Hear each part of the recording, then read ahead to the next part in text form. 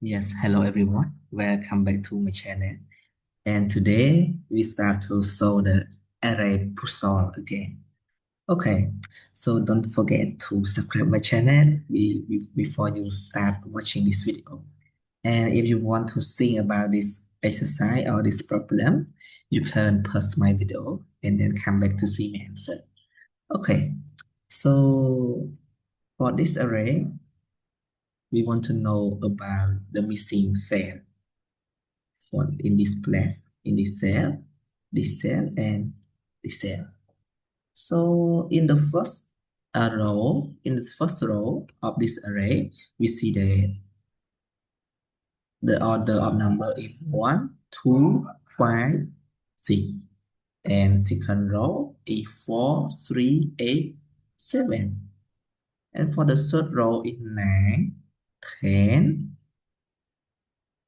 We don't know.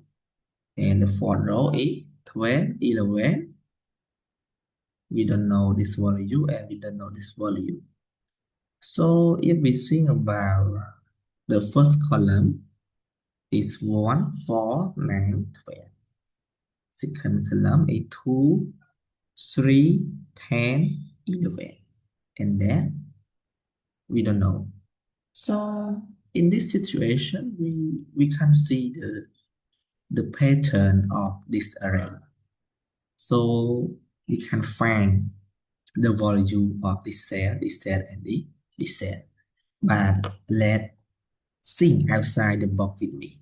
So if I change this array, or I divide the large 4 times 4 sphere into the smaller 2 times 2 sphere like this. Yes, and I divide 2 like this. So let's see for the top left corner of this array, or the 2 times 2 sphere of the top left. So we see the order by the clockwise fashion.